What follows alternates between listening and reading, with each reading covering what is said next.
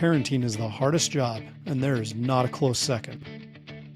Raising high-performing teen athletes or performers? That's a high-stakes job. I'm Nate Crandall, joined by fellow certified high-performance coach Steve Galley. We coach ambitious parents like you, and also your high-performing teens, because when you both level up, connection and results don't just improve, they multiply. Welcome to the Stop Parenting and Start Coaching podcast. Today, we have an amazing guest you don't want to miss. 3 athletic daughters, swimming, soccer, meets and matches, and a few dance recitals added in for good measure.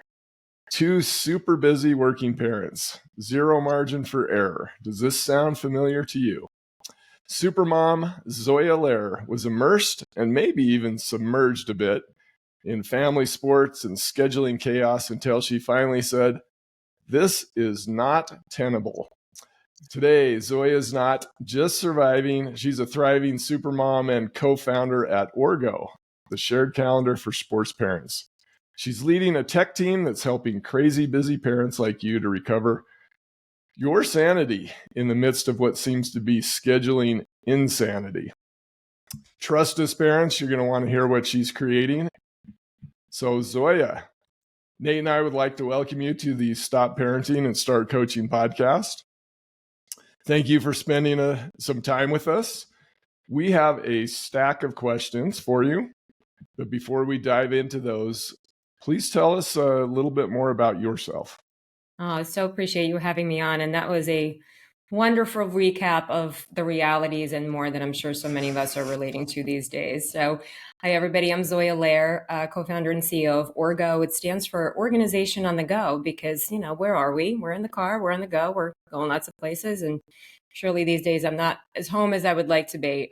But I've been in technology for about 20 years now, a little over actually. My degree is in computer science and information tech. Graduated from Rutgers, local here in New York, New Jersey, grew up in Brooklyn, city girl, also suburbia now for about 15 years.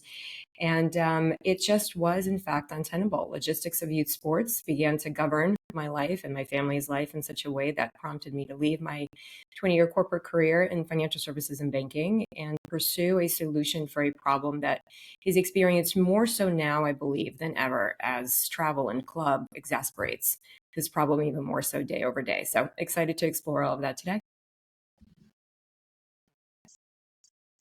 Talking before in our preliminary get together, you mentioned a concept, and I think it's one of the coolest things about Orgo and about the possibilities of it. And I want to start with this because I think this is really exciting. You talked about how having this app has helped not only your kids, but other kids and families learn the concept of time literacy, which I think is just fantastic. Tell us about this idea of time literacy.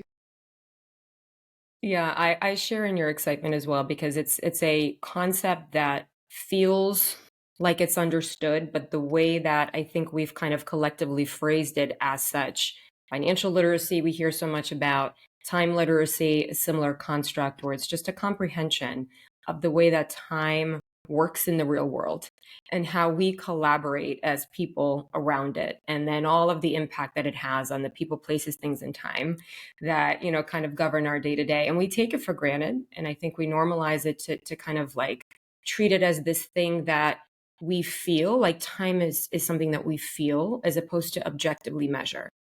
And for some of us, depending on the kind of brain that we have and the kind of life that we lead and the speed that, we lead it at, we experience time differently, but it's actually an objective measure. So the literacy and the comprehension around that it actually takes 25 to 30 minutes for you to arrive to a particular place, and that traffic will impact that. And typically there's preparation that takes place prior to you leaving the door. And, in sports, obviously, it's like, where are the cleats? Where's the ball? Where's the uniform? Where's the water bottle? A lot of like that angst and, anxiety kind of tends to bubble up right in those moments, but it's really the time that governs kind of how we experience the real world. And today, especially the youths, which we can talk so much more about, and ourselves as parents kind of living in this digital world, time is even more abstracted. We fall into these deep, dark holes of social media and, whether it's, the news that we're into or Yeah, any of that stuff. And then before you know it, like an hour has gone by and you're like, oh my, where's the time gone? I feel like I'm late for everything. So time is something that's a very important pillar for us, aside from the nooks and the crannies of like the app itself, which I'm happy to share a little bit more about. But thank you for really calling out. I think that the biggest kind of higher level value opportunity is that the way that we represent time uniquely within Orgo, in that it recognizes those additional, otherwise hidden components. And I'll kind of give a perfect example of a sports parent that I started to experience at scale, which, yes, did start to feel untenable. So the game is 3 to 4 p.m. And you get that information from your coach and your schedule from TeamSnap and Game Changer and elsewhere, and emails and WhatsApp groups and all the good things where all of the information lives these days. And you go, okay, see you there. And the coach is like, all right, cool, bring, the purple uniform, be there about 45 minutes early for warm-ups, and like, see you there. And then that's what I called the planning stage. The execution stage, which really sits on the part of the parent, is to make all of this happen, right? Like, see you there, the baton is handed off, and now we're kind of on our own leg of the race there to make that so. And so for us, then we start to do what, many call parent math. So we do the T minus calculations. Okay, they got to be there at 3 p.m. They got to be there and arrive 45 minutes early. It's going to take me 45 minutes to an hour to get there. But hold on, I won't know that until I copy and paste the address, put it into my navigation app, then get that variable, carry it over, and now I continue on with my formula. And oftentimes for us, it's about 15 to 20 minutes even prior to leaving in terms of gathering all those things and the gear and the equipment, et cetera. So, and then, of course, the travel time back that typically may vary as well, depending on traffic. So end to end, 3 to 4, which so comfortably sits within our traditional calendars, is never 3 to 4. And that's where the chaos lies, is that all of this important detail on the execution side is not found anywhere. And so what Orgo does is we're timekeeping and representing that 3 to 4 p.m. game fully end to end with preparation time, with auto-calculated travel calculations, with real-time traffic as well, with early arrival as is requested by the coach. Either you yourself as a parent can put that in there, or oftentimes if we're importing that information from, let's say, TeamSnap, it'll just come right in and factor itself as part of the event creation. The core event itself being the game, 3 to 4 p.m., and still the travel time back. And lastly, I'll add is the drivers, the carpool drivers. Who's driving to? Oftentimes who's staying at? Sometimes it's a drop off, so nobody. But then sometimes it's someone else who's picking up from. And then there's various combinations, right? Like the carpool love. Everybody relies on their carpool buddy to make sure that like we can actually take on some of these tremendous, commitments around all these different teams and such.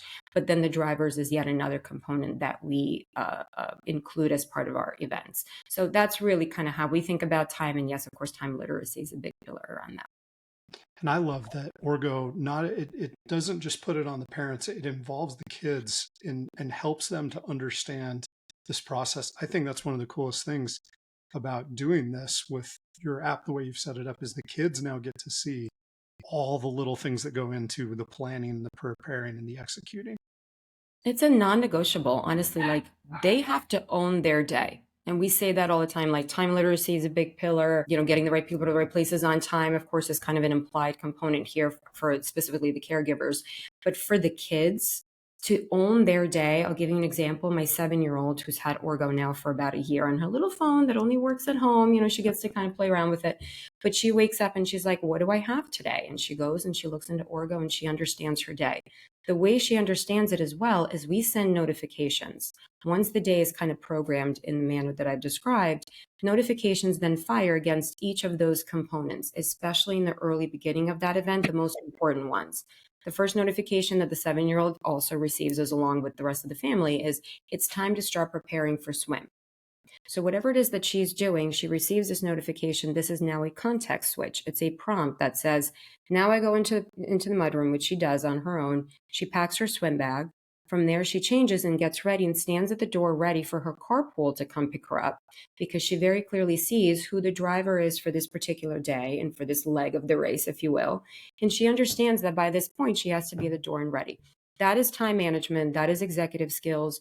That, of course, is time literacy. And more than anything, it's like accountability. And yes, of course, I have to kind of like help out, and everyone else does as well. But in terms of the prompting that otherwise so solely falls on the part of the parent, now we're kind of working together as a team toward a common goal. So it should now be shock and awe that we should be in the car by 5:55, or someone else is coming to pick you up at 5:50. Like, we're all on the same page together. That's awesome. What a great tool. That is awesome. So Zoya, you have your three daughters. You mentioned your 7-year-old. You also have a teenager, and then you have the in-betweener. You mentioned earlier when we spoke that the anxiety around all of these logistics was actually stealing the joy from your daughter's experience, and maybe even from yours as a parent. What did that look like in real time? And when did that realization hit you as a mother? Yeah. It's so true, again, because I do believe we normalize it, right? We think that this hustle and bustle and just kind of this runaround is all part of the equation.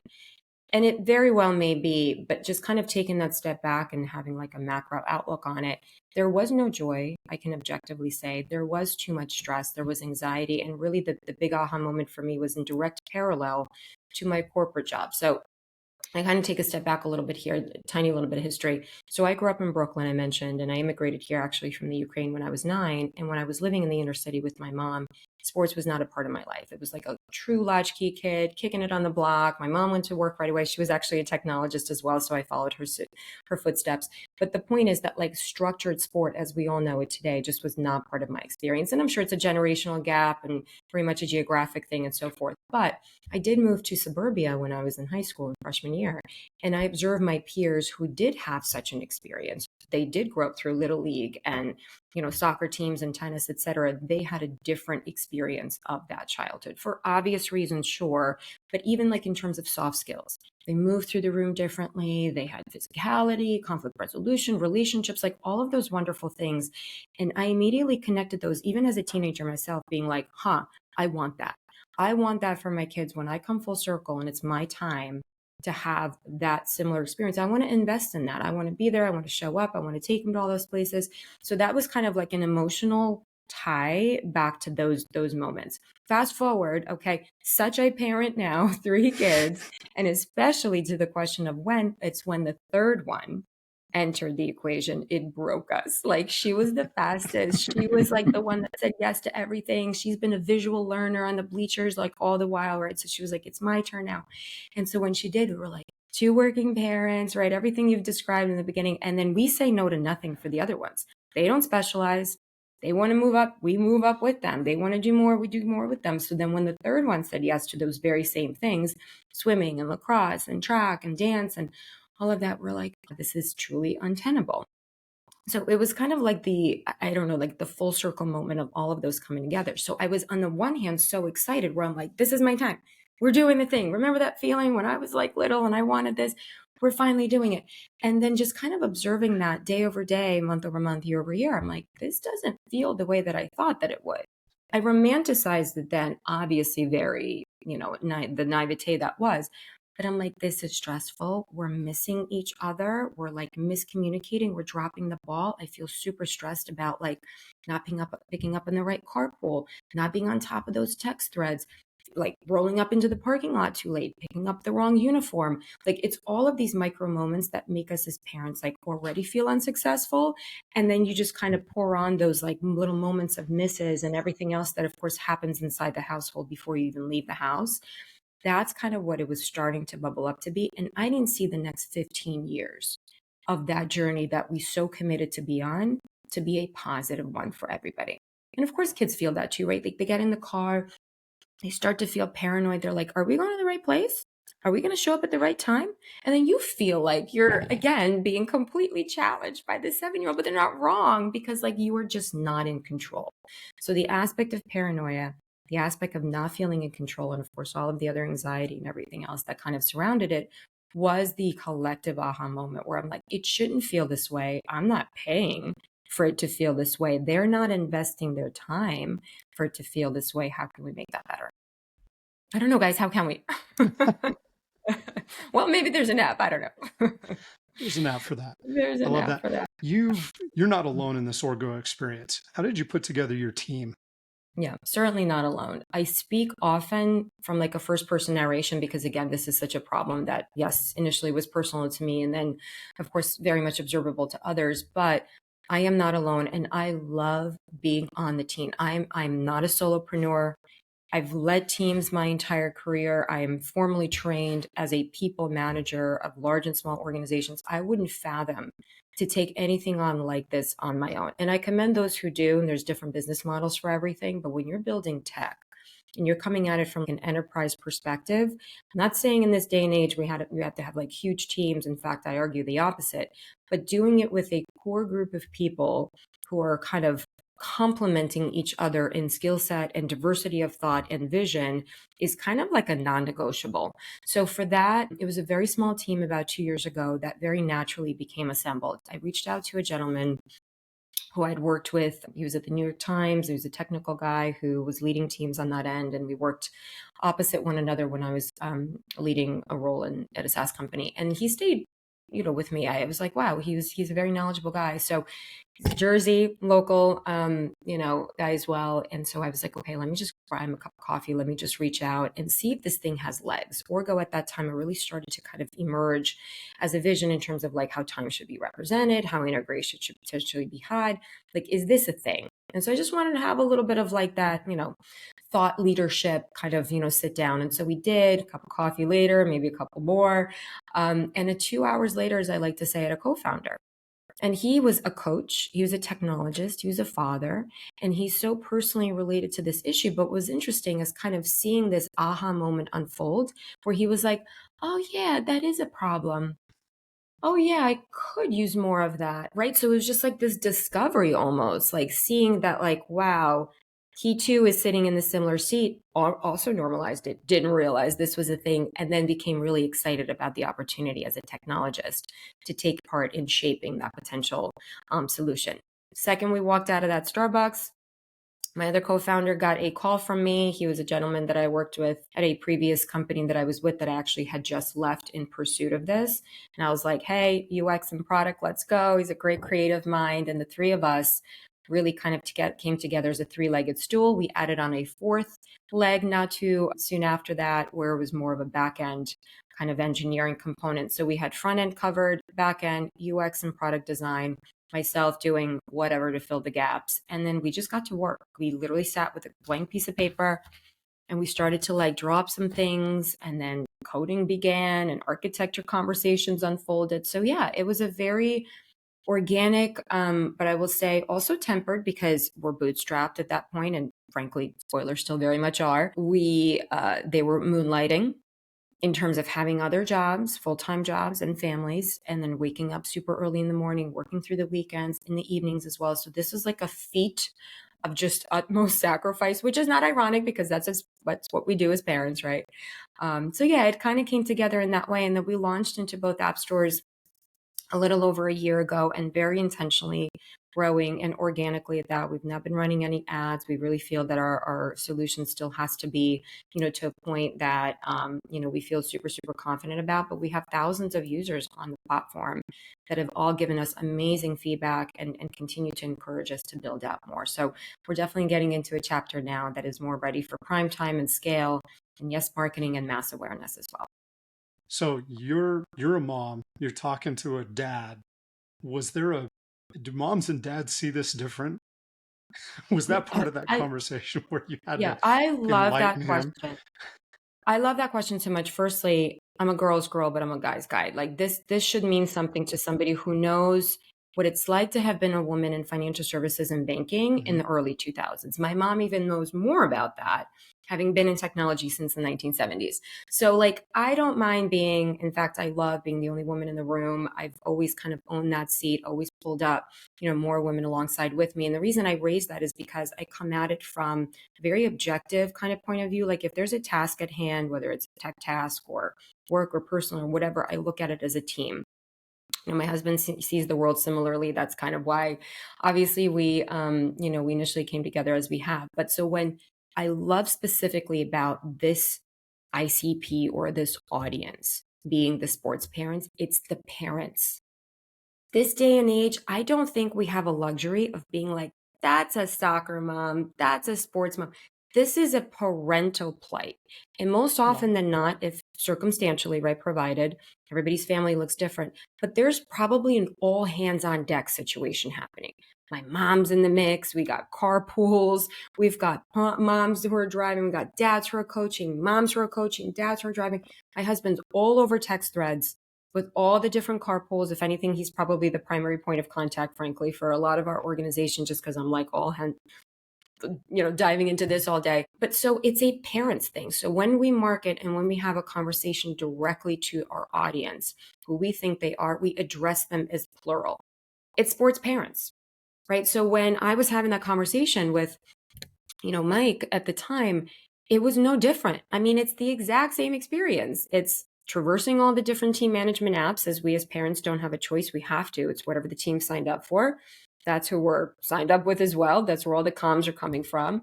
It's all the keeping up with the stuff and the gear and the laundry and the toting and the driving. It's a universal experience. Like it's a shared experience. And frankly, it should be a shared responsibility, kids included. Hence why, we include them in the process the way that we do.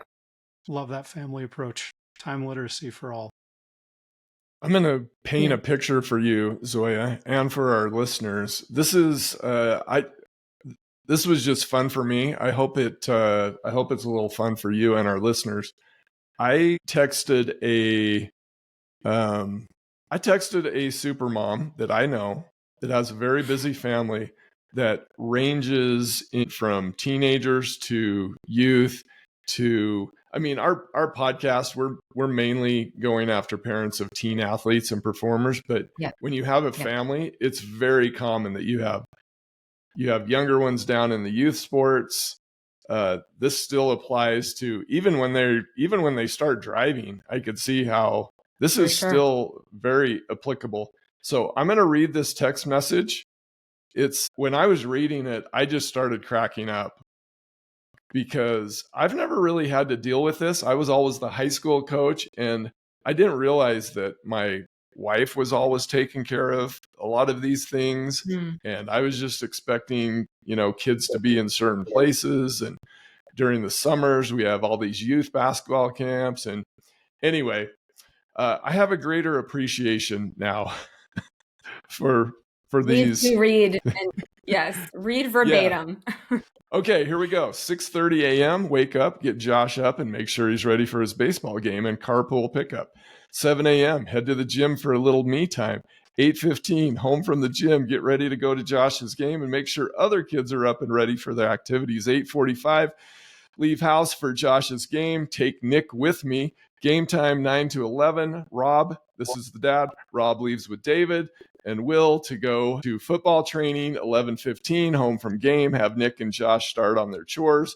Pick up things around the house. 12:30 lunchtime for those who are at home. 1 p.m. Rob gets home with David and Will. They eat lunch. 1:30 time for everyone to do some yard work. Mowing, trimming, weeding. 2:30 take Nick to baseball practice. 3:30 Rob takes Josh to his second baseball game. Got to take a breath here. Picks up a teammate because it's our turn to carpool. Game time is 5 to 7. Those at home need to finish up chores, laundry, dishes, etc. 4:30 pick up Nick from practice. 5 p.m. I promise this is going to end at some point. 5 o'clock, take David to his basketball game. Game time 5:45 to 6:45. 7:30 Cafe Rio takeout because I've had no time to cook dinner. 8 o'clock to 10:30 host house for David's friends so they aren't running wild through the neighborhood. 9 o'clock, little kids in bed. 11:30, Rob and I get to bed once all teenagers are home and accounted for and the house is picked up and ready for the next day. She said that's very realistic to a normal Saturday. I can attest to that fully. Incredible. She took the time out to write all of that. I hope that she voice texted it because who had the time to write all that out. And amazing. And yet, yes, amazing. Yes. But I always say this too. I'm like, I am not special. I am not unique. The day that you've just read out, I am sure plus or minus is all too common.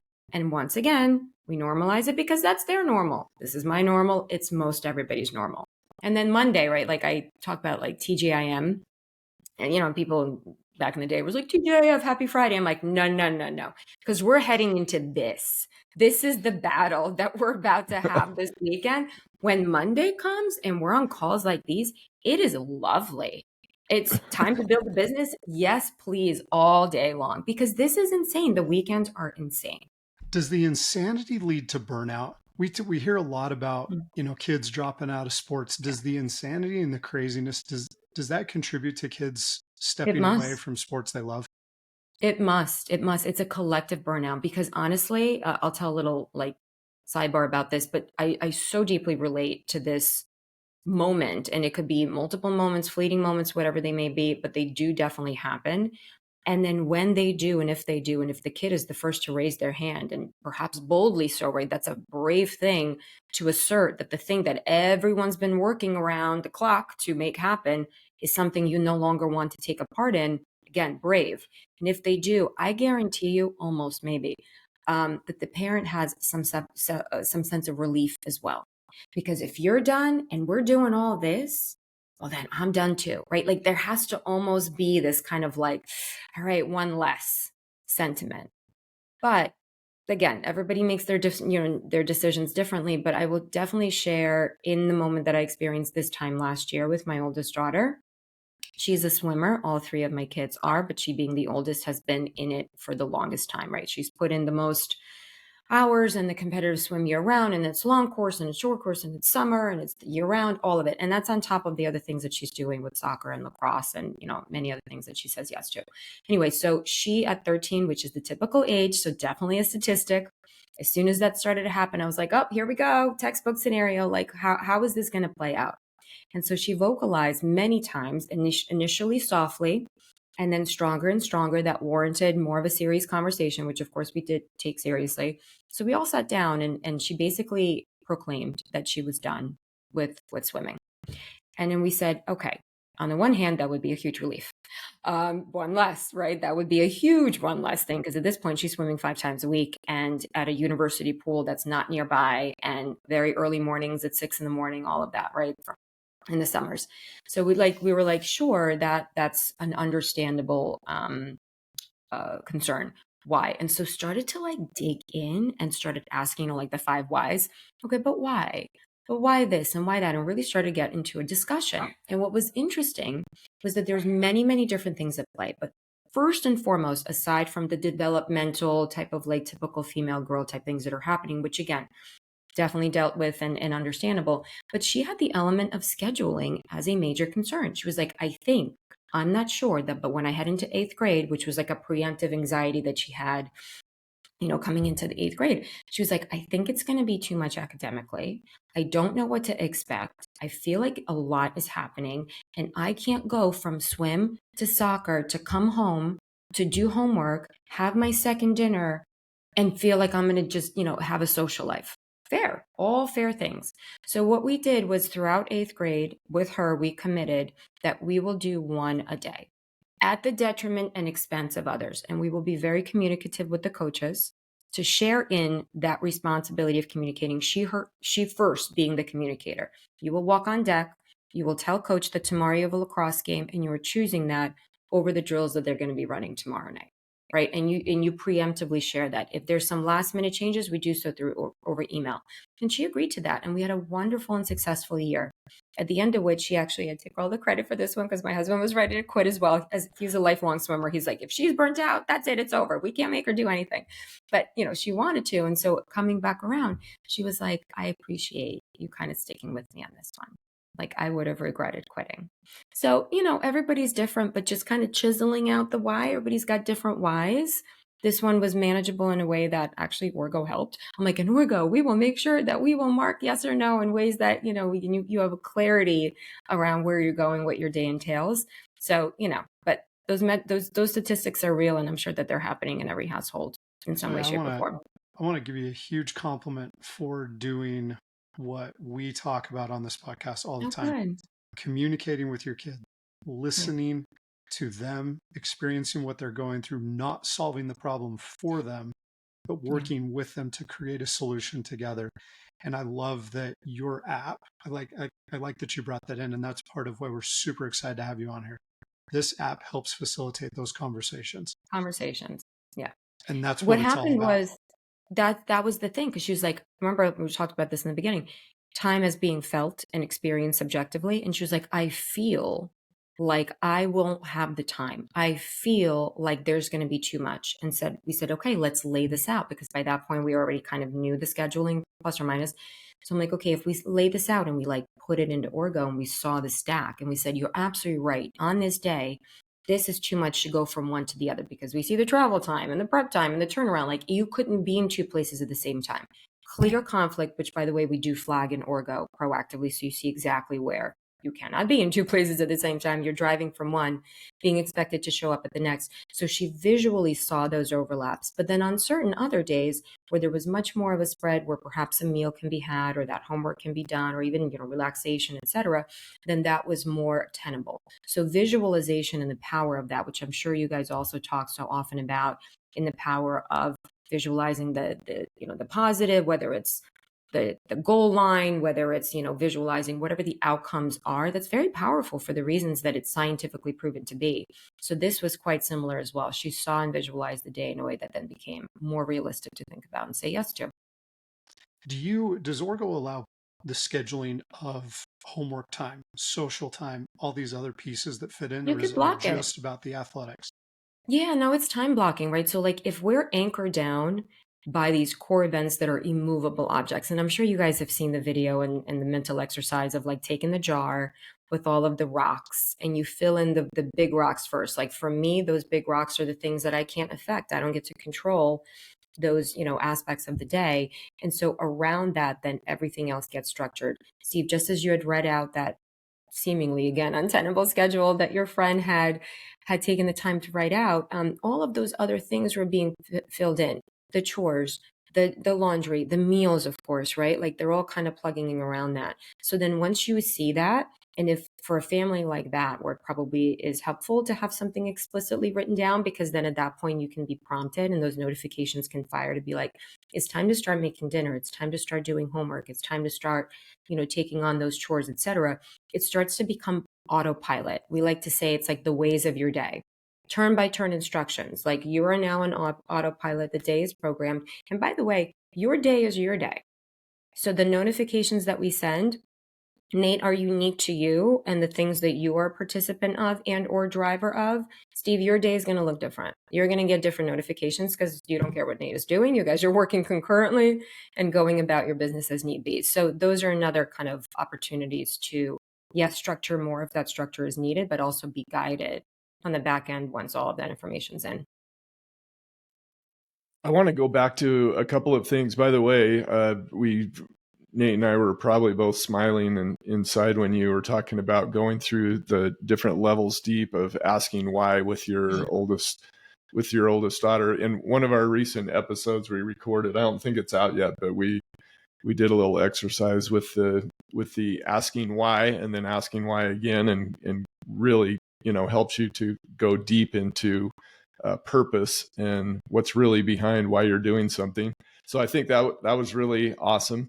But I have a question for you as a sports mom. My dad put me in everything. And I didn't really understand why. I was just excited because, like, oh, we're going to try swimming this summer and we're going to try this. We're going to do this. And I ended up finding my true loves. So tell me why you mentioned a whole bunch of things.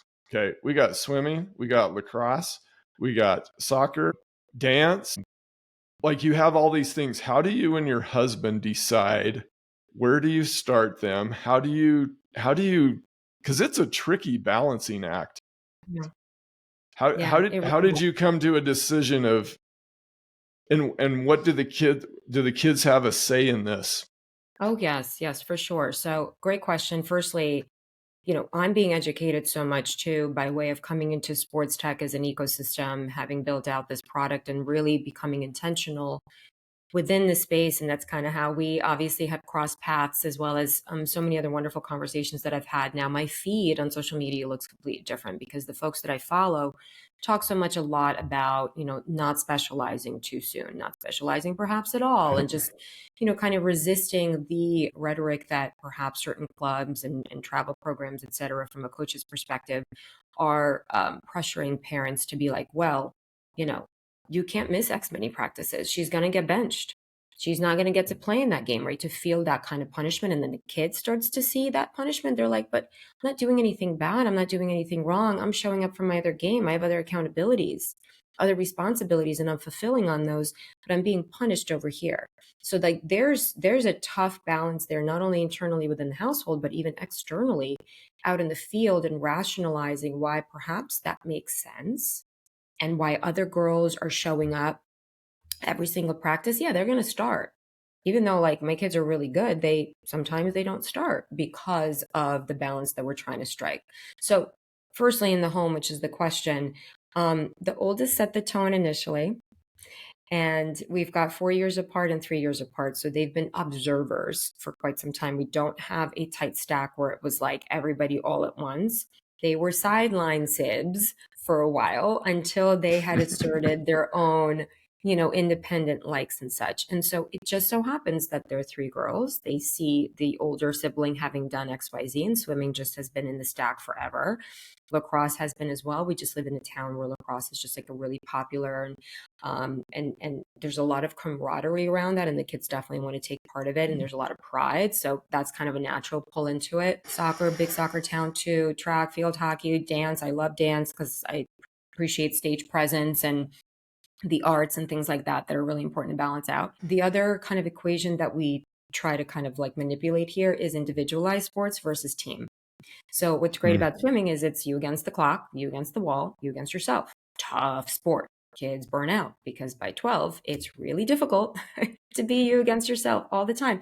And your friends aren't coming out to cheer you on.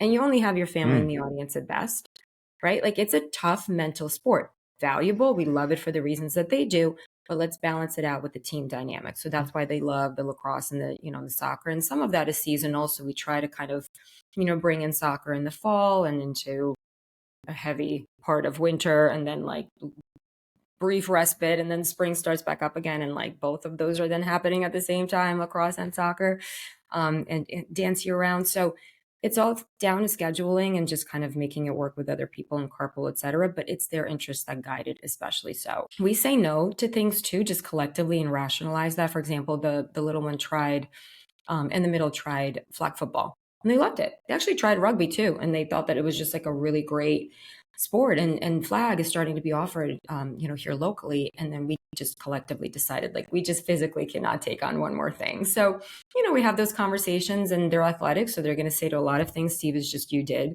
as well, right? You get excited about trying different things, which is great, but at some point it becomes too much. So that too much definition is different for everybody. For us, it's the balancing of team and individual, the things that we already kind of know as part of our rhythm. And then really, is there a carpool that we could tap into before we commit to anything? Because carpool's life for sure. Do you have conversations about what's important to us as a family? How we measure success? Deep, Nate, deep. Yeah, I mean, we do. Of course, we've got values. We probably don't have those conversations as often as we would like or should, but I can definitely say that my kids would agree with the following. Obviously, respect, the way that they show up outside the house and how wonderful things are often said about them. Like, oh, blah, blah, blah is so polite. Each time she leaves my car, she's so grateful. She says, thank you 5 times. Thank you for the ride, Mrs. Blah, blah, blah. Thank you for having me, Mr. Blah, blah, blah. Like, those are like the smaller moments when they're younger that I think are indicative of what's the autopilot for them, right? Like, is that a natural thing to say? Recognizing others' whereabouts, which again, Orgo is helpful with, because honestly, this is like a respect thing, right? Like, you do not assume that the world revolves around you. Like, just don't make that assumption. Like, be aware, which is why, again, time literacy, like how it affects collaboration with others. Someone else's time right now is being taken up by XYZ. That doesn't mean you get to barge in and then demand your needs or your, wants and so forth. And so like I'd be on calls like these, and my oldest daughter would come in and like write this down and like slip me a note, and she would be like, I see in Orgo you're not driving anybody at 4:30. Can you bring us to Starbucks? Like I can't say no to that because she's aware that like I'm available. But point is, I think it's just awareness of others, obviously very polite. Respect for time. Sorry, this is the way that this family functions. Obviously, time is a really big theme, but showing up when people are going to be at the door, you are ready to go. Like you are not impeding on someone else's schedule. Like that's disrespectful, right? Or like early is on time. Be there when you say you're going to be there, if not earlier. So I don't know. I think that those are a lot of our pillars amongst all the other softer type, more typical things. What are the values of Orgo? Yeah, parents, togetherness, shared. We don't even have a concept of an admin. Like many platforms are like, you are the super user, you're the one that gets to decide what everyone else is doing. Like, no, no, no, no. You may be the very first one to open up what we call a crew, but once you're in and you designate, you add whoever your people are going to be, like everyone who is an editor is an editor. You get to do whatever you need to do. Like everybody has equal rights, and then there's viewer, and then there's a non-user for somebody who's small or a pet. We've got the dogs in there as well. They don't have a say. I saw that in there. I thought that was the coolest thing. Yeah. Pets too. So shareability, everybody's kind of in it together. Everybody gets to own their day, feeling like they've got control and confidence, clarity. We've got these C's, right? Like the clarity, the confidence, and the control. We say, don't be paranoid, be present. Being present is a huge theme of ours. Like once I have everything kind of laid out, I am not worried about what's coming up next. I am fully present in a conversation with you because something is about to prompt me for what I have to think about or do next. That there's value in that, especially in today's world, right? Like we're so scatterbrained, fragmented, our brains everywhere, mental capacity, all of that. I would say the C's and the P's. Present, paranoid, not paranoid, clarity, confidence, control. Love that. Oh, we love that because being in the personal development world, you've got to group the consonants together to, for make your it stick. Yeah. Yes, for sure. So why, Nate and I, we're certified high performance coaches, which I don't know what that means. Actually, I do know what it means, but There's to most people, somewhere. yeah, but to most people, it really doesn't mean anything. But we've noticed that parents of high performing parents of high performing athletes and students, this is all part of a mindset. And those people are generally looking for another edge, another way to improve things. I almost said the word optimize, but I almost think it gets overused a little bit nowadays. Like we've got to optimize everything. And yet I see the value in optimizing many things, including this whole logistical, untangling these logistical wires and bringing more joy into this parenting and sports and activities experience for the kids. So why would a high performing parent, why should they use Orgo? Like, because I could see some people saying, well, this is just another app. Yeah. Is this going to complicate things? Now, I've looked at the app. Nate's looked at the app. I used it yesterday. I planned my day yesterday on it. Really? It was awesome. Were you early to practice? I was early for 15 everything minutes? I needed. Like I didn't have a crew in there or anything. I hadn't loaded anybody else in there. Yeah. But it was really cool just individually to just see. Yeah. I don't know if I'm answering your question. I like to consider myself a high performer, and I loved it. Well, let you answer it better than I. No. Thank you for that. That's great. Steve, yeah, I mean, that's a very fair question. And I hate being another app. And I also really detest being another calendar app. Like it is such a dirty word, honestly. Like we're in a very dirty business. No one needs another calendar. Everybody feels like what they even have is just not doing enough. It's not doing it justice. It's too much. It's too little. It's too manual. It's too blah.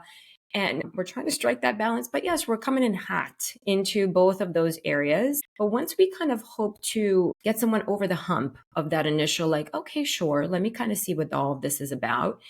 We hope to do a couple of things. Firstly, with this upcoming release that we're imminently launching, and perhaps at the time that this airs is already going to be live, we're building out additional calendar integrations, which again feel like table stakes, right? You import from your Google and your Apple because, Nate, as cute as it is for you to schedule a one-off event, doing so at scale is also untenable. So importing those existing schedules, and we also have an integration with TeamSnap where we import those existing schedules from those teams. And for me, I've got like 17 teams that my kids just seem to all be on. We're like a big TeamSnap shop across the teams that my kids are on just by happenstance. And I know that baseball is really big on Game Changer, and like different sports use different things. But point being, we're going to be in an integration business as well. That's the enterprise mindset. If data is everywhere and it's fragmented, and so far right now, what feels so painful is that the human is at the center of the story. We want to take the human step by step, kind of like further out of the equation, and let the tech do the guiding, let the tech do the work. But for that, it takes the human to make the decision that, like, yes, they are open to trying something like this. And a couple of things will then happen. There's going to be an aggregator moment where all of those disparate calendars, either across that individual or multiple folks inside the household, are all going to bring in their calendars. Now you're going to start to see a whole mess of a day. And then you're going to start to turn some things off, right? Like you're going to tune out the noise. And then you're going to whittle it down to, like, what is it that I just want to focus on and what's important for this shared kind of experience amongst us all as a crew or a family. And then that's going to start to feel more of the rhythm. Within that rhythm, you'll get that clarity of the notifications and the travel time, and start to program in your carpool drivers and start to see kind of like where the conflicts lie, and everybody can get on the same page. For that, there's a little bit of, again, that human decisioning to say, I'm open to it. And what we like to say too is that don't do less. I get so offended when people are like, wow, your lifestyle sounds crazy, just do less. I'm like, no, as a high performer, I'm going to actually want to do more. And so the way that I think I'm going to do more is just as, your friend Steve was like, I had a block of time of 25 minutes. I went for a workout. She didn't say, I'm going to kick up my feet and do less. She wants to do more. So seeing the day where, yes, those optimization opportunities can happen, but also where those watch out fors lie. I would think as a high performer, professional, personal, parent, whatever, I want to know where those like little nooks and crannies lie, and I want to squeeze the most juice out of my day. I think that's what differentiates high performers versus not, because we will readily head into those nooks and crannies and pick up even more out of it.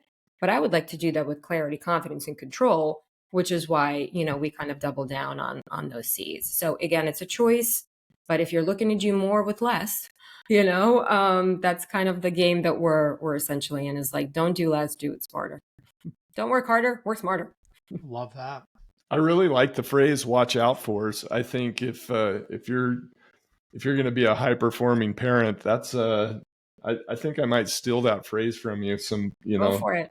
It's one that I've used it professionally. It stems from, like, again, so much of this is such a parallel to having been in corporate and, some of these like executive roles for all the while, because the watch out for is like any leader that steps into a team and is going to oversee a large initiative and, or again, readily head into battle of building something from scratch. You have to have those watch out fors from previous experience, right? That tell you that there's a straighter line from point A to point B, and you're going to want to avoid C, D, E, and F, or A to Z, right? So those are the similar concepts here. Like, we just want to get through the day, you guys. Like, she just wants to get to 11:30. And maybe if 11:30 becomes 10:45, well, guess what? That's one extra glass of wine at the top of the night before the morning begins, right? So like, there's just always these opportunities to kind of like, I don't know, remove the friction, I would say, and just kind of get to a straighter line and execute. Well, I've got one final question, and then Nate, you can finish up with a final question. Has this helped you and or your husband to be a calmer, more? Yeah, I mean, you talked about the 3 C's: the clarity, confidence, and control. I was going to add a fourth one in there. Has this helped you to be calmer during all of this? Another C, during the chaos? Yeah. A lot of C's, a lot. I will objectively say yes. And reason has to be objective is because my husband and I are the biggest critics of this whole operation, not only our household, but this product. And he actually is the biggest critic and supporter, of course, as well. But he's like, I'm not paying for it until I get the integrations. I'm not going to do this manually. I'm not going to do XYZ, right? So like, there's so much of that objectivity. But when those like magical moments happen, I'll give you an example. We head into crazy weekends, and I'm sure most do, and we don't see each other for an entire day, right? Just as your friend described, like the husband's over here taking this kid over there. Sometimes they like slap five in a parking lot as they're like swapping out cars. Like it's just like dawn to dusk, dusk to dawn. And with that, once we have everything programmed, like we just go about our day. And yes, we kind of correspond throughout it, like, hey, how'd that game go? And we're like sharing like scores or like outcomes or whatever throughout the day. But like we're just on our own little journey. I remember being the opposite of that, where it was like, oh, where am I going? Where are you going? What's going on? Who's picking up? Who's dropping off? Who's kid? It was absolute utter chaos. And that's what I dreaded heading into the weekend with. It's not the smooth sailing execution of just being busy. I'll take busy all day long. I'll even pop into Starbucks and grab myself a treat in between. Like busy is good. It was the unknown and like all of the stuff. Yeah, it's much more pleasant. And the summer, as crazy as it is already with the scheduling, everything, like it's a new schedule, but like we're in it, we're doing it. And previous summers didn't feel that way. So yes, that has to be a primary why, right? That we ask ourselves, like, why are we still doing this? Because it really feels like it's making an impact for us to the extent that it has. Let's do more of that for other families too. Love it. I wanted to get into the practicality of it. I know Steve loves the practicality of it. If our listeners are like, oh my gosh, this is going to help me so much, where do they need to go to get started? And what would their first steps be? Yeah, very easily. Firstly, we want and invite you to learn more about it. So don't take my words for it, Nate. As a super user now yourself, we won't take your word for it either. If you head over to www.orgohq.com, you will see that story unfold very clearly. You will see by screenshots. We're very visual storytellers. We call out, we show you, don't tell you exactly what it is and what it does, and hopefully the value that it can start to kind of, prove out as well. There's a bit of my background story as well. There's a partners page that speaks to, the folks that we're mission aligned with. Many of them are nonprofits. Many of them are operators in the space who also want to put parents first in terms of their operations. And so those are the opportunities that we seek to kind of showcase that. So there's depth and breadth to explore before you click commit and or download or simply go jump right to it to the App Store, both app stores, actually, both Android as well as Apple, and just type in Orgo. And within there, other chemistry companies may come up, but we'll be the first, I promise. ORGO with a little orange, circle icon and so forth. So very simply in just those three places, the website and 2 app stores. And of course, socials too, because we get to have some fun in there, but not as important. And I can tell, like, it really is that easy. You type in ORGO and it pops right up and you get in there, and it was super easy to get started. Amazing. We're making it even more so easier for this round. Like we're just literally going to like shoot you through. Like we don't ask for any information. That's one of the things that like one of our design principles. We don't profile. We don't ask for your birthday. We don't ask what your kids like to do. That's on you. Like this is all your experience. This is just the utility and the mechanism for you to help you do it better. But in other experiences that I've had, it's like, give me the age, the likes, the location, the clubs. No. You don't got to know anything about that. That's my information. So you literally breeze through, like we just take your name and your one address because we need to calculate your travel time and your email, obviously, so you can send out the invites to the rest of the crew, and that's it. You're done. You're in. Yep. No, I really like that. It's easy. Yeah, well, it's simple. It's beautiful. Yeah, this has been wonderful, Zoya.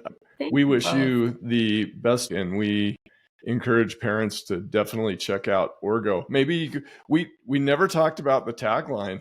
And I asked you about, do you have a tagline? I like taglines.